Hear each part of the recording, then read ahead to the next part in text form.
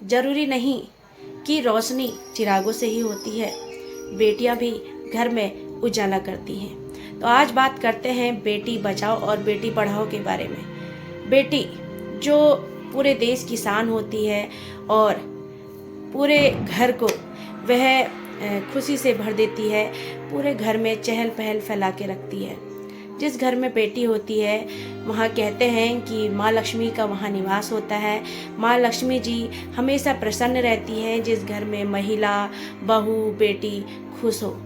इसलिए आपके घर में चाहे बेटी हो, बहू हो या कोई महिला हो, उसे हमेशा खुश रखने की कोशिश करनी चाहिए, क्योंकि माँ लक्ष्मी भी उसी घर में आती हैं जहाँ बेटी बहू खुश रहे।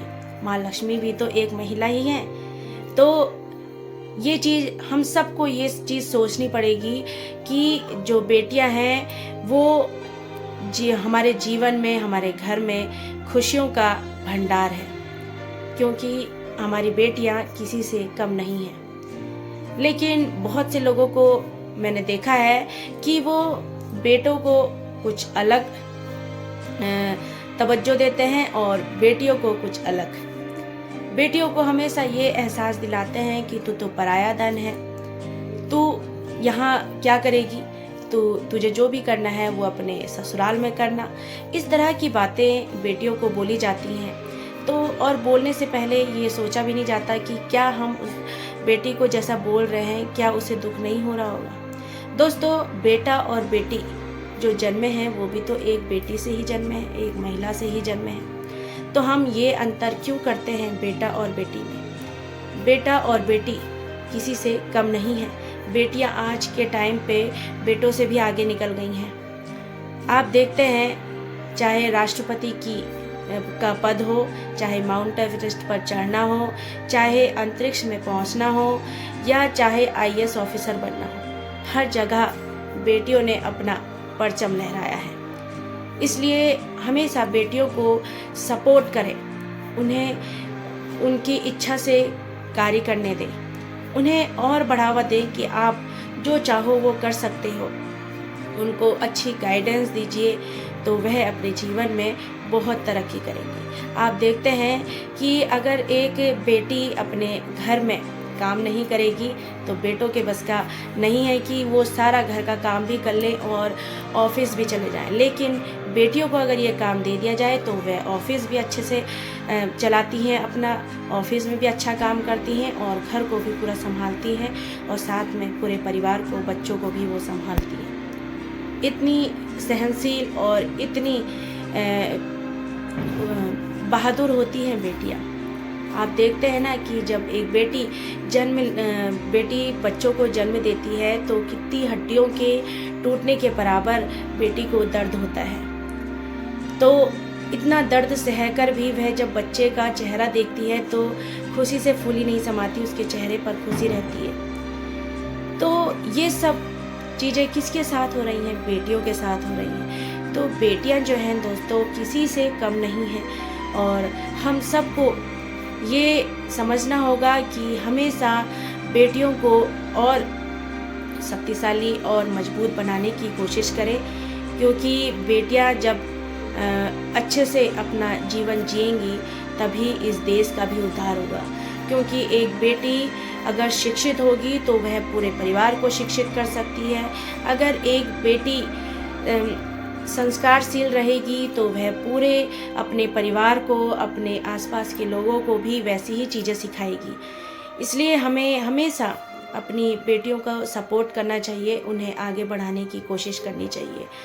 आज मैंने ये बात आपसे इसलिए कही है क्योंकि बेटियां जो हैं आज के टाइम पे भी बहुत से टेस्ट हो रहे हैं, अल्ट्रासाउंड के द्वारा पता लगाया जा रहा है कि बेटा है या बेटी है।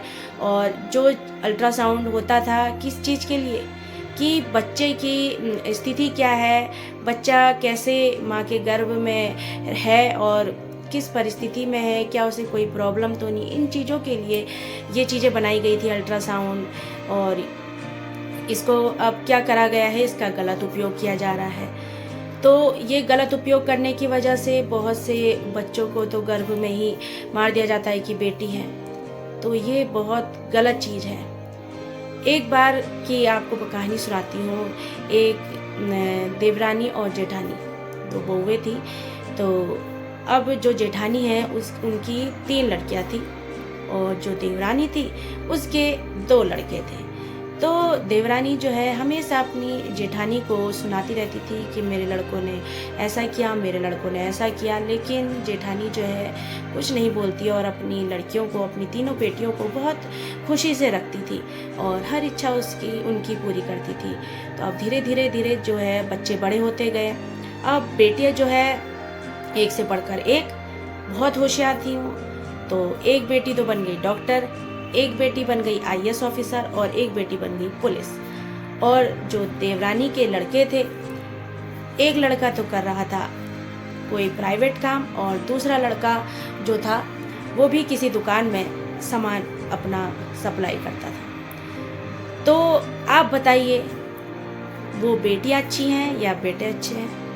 बेटियों ने वो कर दिखाया जो उनकी माँ पापा चाहते थे और बेटों से बढ़कर वह अपने पेरेंट्स के सारे सपने भी पूरे कर रही हैं। और जो देवरानी थी, उनके जो बेटे थे, उन्होंने जब उनकी शादी हो गई तो वह अलग रहने लगे अपनी वाइफ के साथ और अपने माँ बाप को उन्होंने अकेला छोड़ दिया। लेकिन बेटियां जो थी जेठानी की, वह अपने माता पिता के लिए उन्होंने अच्छा घर बनाया, उन्हें हर सुख सुविधा दी।